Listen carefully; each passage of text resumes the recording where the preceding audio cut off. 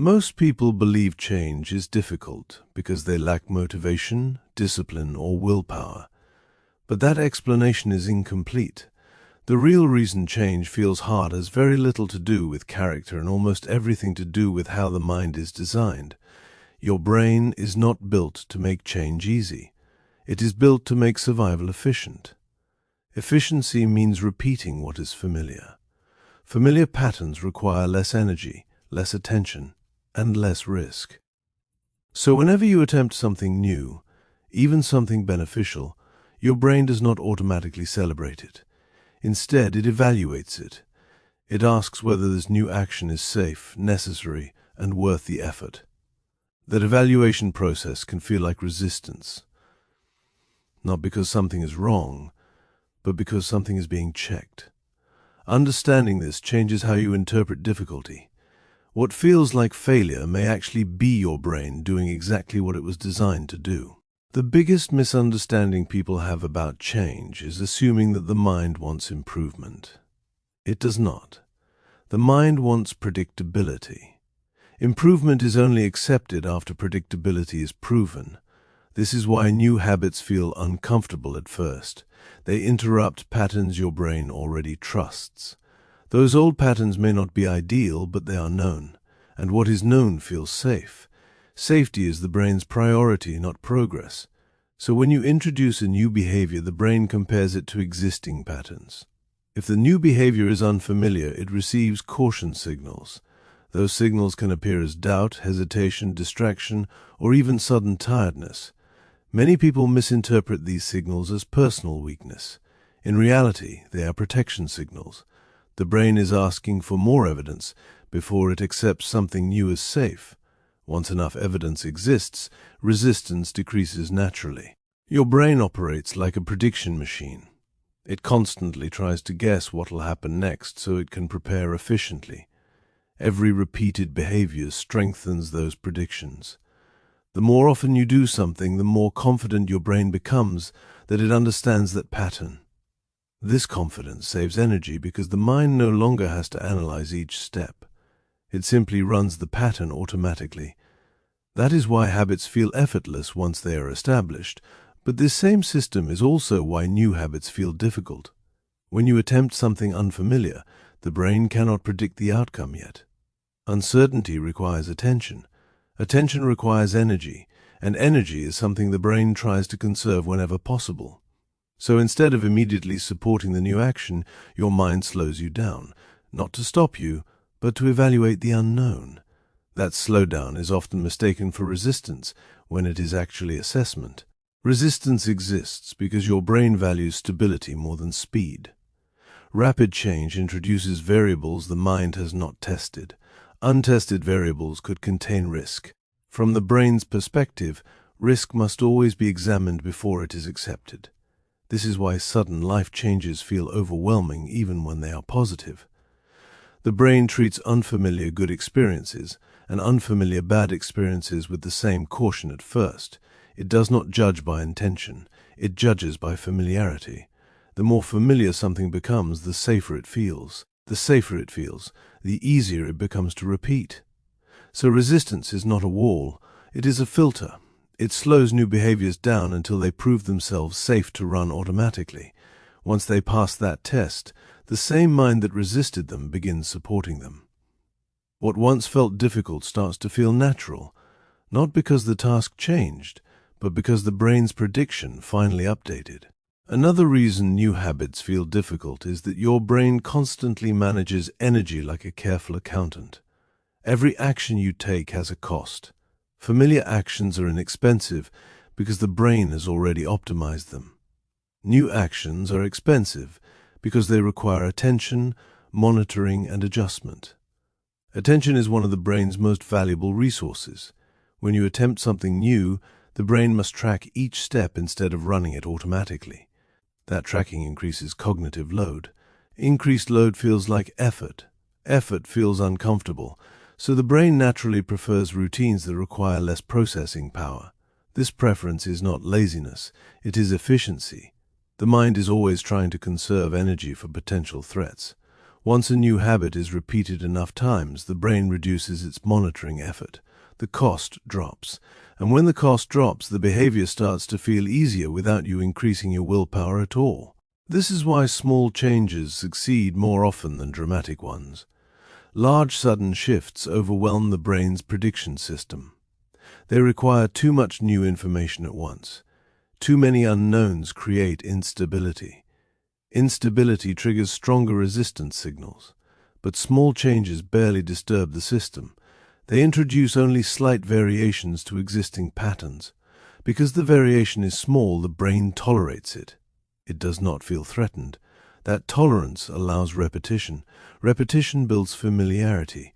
Familiarity builds safety, and safety reduces resistance. Over time, small consistent changes accumulate into significant transformation. From the outside, it may look slow, but internally, the brain is updating its model carefully and steadily. The key is not intensity, it is manageability. When a change feels manageable, the brain is more likely to accept it long enough for it to become automatic. Many people quit new habits because they expect their identity to change immediately. They begin acting differently but still feel like the same person.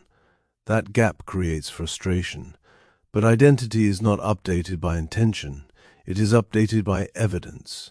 Your brain forms identity conclusions based on repeated behavior patterns.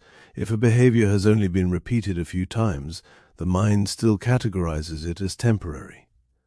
Temporary behaviors do not redefine identity. Only consistent patterns do. Until enough repetitions accumulate, your brain continues to reference the old pattern as the reliable version of you. This delay can feel discouraging, but it is simply a verification process. The brain is cautious about rewriting identity because identity influences future predictions. Once the new pattern proves stable, the identity update happens quietly and naturally. The final mistake many people make is misreading discomfort as a stop signal. Discomfort during change does not automatically mean something is wrong. Often it means the brain is adapting. Adaptation involves uncertainty. Uncertainty feels tense. That tension can show up as hesitation, distraction, or sudden urges to return to familiar routines. If you interpret that sensation as proof that you cannot change, you reinforce the old pattern. If you interpret it as a temporary adjustment phase, you continue long enough for the brain to update. The sensation is the same either way. The meaning you assign to it determines your response. When you understand that discomfort is part of recalibration, you stop fearing it. And when fear disappears, persistence becomes easier because you are no longer fighting your own psychology. Your brain does not measure progress the way you do. You tend to judge improvement quickly, often within days. The brain evaluates change across longer timelines. It looks for stability before it accepts something as real. That means early progress rarely feels convincing internally. Even when results are happening, the brain may still treat the situation as temporary. This delay protects you from false assumptions. In the past, rapid environmental changes could signal danger, so the brain learned to wait before updating its expectations. This waiting period can feel like nothing is happening. But beneath the surface, adjustments are taking place. Neural pathways are strengthening, predictions are shifting, and new patterns are forming. Because these changes are gradual, they often go unnoticed. Progress is occurring, just not at the speed your conscious mind prefers. The timeline of transformation is biological, not motivational. Many people believe that pushing harder will overcome resistance, but force often creates the opposite effect. When you pressure yourself intensely, the brain interprets that pressure as stress. Stress signals potential threat, and when the brain detects threat, it activates protection responses. Those responses prioritize safety, not growth. This is why harsh self-discipline frequently leads to burnout rather than consistency. The brain is not designed to function well under constant internal pressure. Sustainable change happens when effort feels tolerable, not overwhelming. Moderate pressure can motivate action, but excessive pressure activates avoidance. The difference lies in perception. If effort feels like punishment, resistance rises. If effort feels manageable, resistance lowers. The brain is always assessing whether an action is safe enough to repeat. Repetition is what builds new habits. Without repetition, change never stabilizes. Familiarity is one of the strongest forces guiding behavior. The brain prefers what it recognizes because recognition reduces uncertainty. Even if a pattern is unhelpful, it still feels safer than an unfamiliar alternative. This is why people often return to habits they consciously want to leave behind. The return is not a failure of intention, it is the influence of familiarity. The brain is drawn to patterns it has practiced most. Those patterns have stronger neural connections. Stronger connections are easier to activate. An easier activation means they occur automatically. New behaviors start with weak connections. Weak connections require effort to use, but each repetition strengthens them. Over time, the new pattern becomes just as familiar as the old one. When that happens, the pull of the past weakens naturally. Change succeeds not because you fight the old pattern, but because you strengthen the new one. One of the most discouraging parts of change is that early progress is often invisible. You may be improving internally without seeing external results yet. The brain, however, tracks internal adjustments before outward outcomes appear. It registers increased stability, faster processing, and reduced uncertainty. These signals mean progress is happening even when nothing looks different. Because visible results lag behind internal changes, many people stop too soon. They assume nothing is working. In reality, the process is still unfolding. Internal rewiring must reach a certain threshold before it becomes noticeable. Once that threshold is crossed, progress suddenly appears obvious. But the groundwork was happening all along. The difficulty is that patience is required during the invisible phase. Understanding this prevents you from abandoning a process that is already moving in the right direction. Resistance is often misunderstood as weakness or lack of discipline. In reality, resistance is information. It is the brain communicating that something feels uncertain, unfamiliar, or potentially unsafe. Instead of seeing resistance as an obstacle, it can be understood as feedback. The sensation of hesitation is the nervous system asking for reassurance. It is not saying stop forever. It is saying slow down until things feel predictable. When you interpret resistance correctly, your response changes. Instead of forcing yourself harder, you adjust the environment, reduce pressure, or simplify the action. These adjustments lower perceived threat. When perceived threat drops, resistance drops with it. This is why understanding your reactions is more powerful than judging them. Judgment increases tension. Understanding reduces it. The brain responds better to calm evaluation than to internal criticism. What feels like a barrier is often just a signal waiting to be understood. The brain's highest priority is safety, not success. Success is optional. Safety is essential. Every decision your mind makes is filtered through this priority system. If something feels unsafe, even slightly, the brain slows you down. This can happen even when there is no real danger present. The brain reacts to perceived threat, not just actual threat. Perception is shaped by past experiences, learned expectations, and stored emotional memory. That means your reactions today are influenced by events from long ago. When a situation resembles something previously uncomfortable, the brain flags it as risky. That flag creates hesitation. Hesitation is not failure, it is protection. Once the brain recognizes that the situation is stable and predictable, the warning signal fades. The more often an action occurs without negative outcome, the safer it feels. Safety is not decided instantly. It is learned gradually. Remaining the same requires less energy than changing. The brain is designed to conserve energy whenever possible. Existing habits are efficient because they are already automated. Automation reduces effort. Change, however, requires conscious attention. Attention consumes energy. When energy demand increases, the brain naturally looks for ways to reduce that demand. One of those ways is by returning to familiar behavior. This is why change can feel exhausting even when the action itself is simple. The difficulty is not the task. The difficulty is the neurological adjustment behind it. Over time, repeated actions become automatic, and the energy cost drops. Once that happens, the new behavior no longer feels difficult. It feels normal. The effort was temporary, even though it seemed permanent at first. The brain was not resisting the change itself.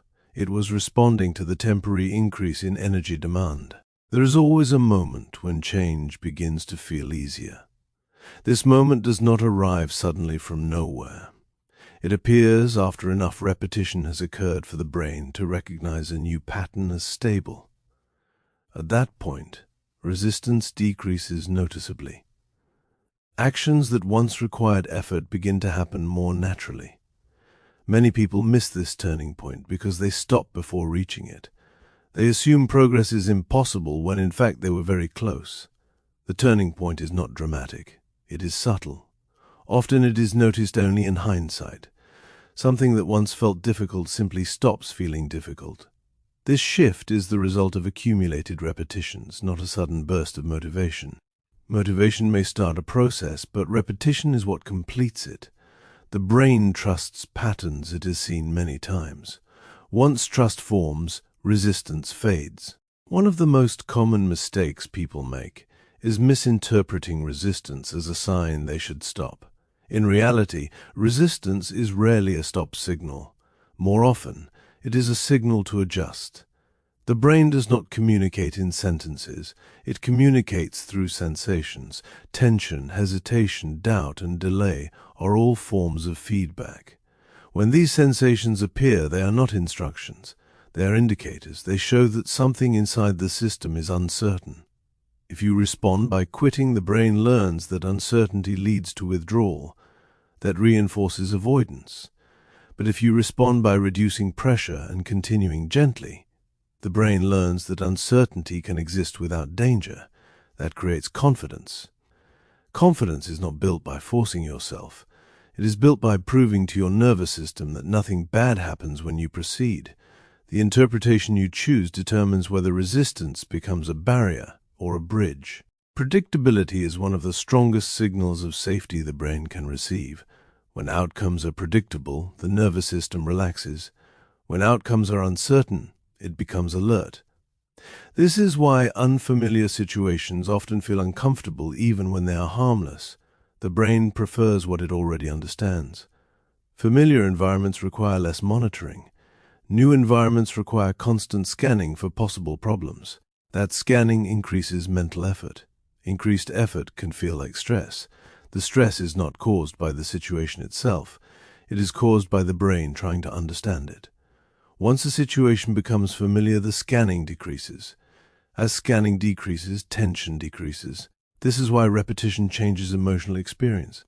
The more often something happens safely, the more predictable it becomes. And the more predictable it becomes, the more comfortable it feels. Comfort is not a personality trait. It is a neurological response to familiarity. Forcing yourself often seems like the fastest path forward, but it can produce the opposite effect. Pressure increases perceived threat. When perceived threat rises, the brain activates defensive responses. These responses reduce willingness, slow thinking, and increase resistance. What feels like lack of motivation is often a defensive state. The brain is not refusing. It is protecting.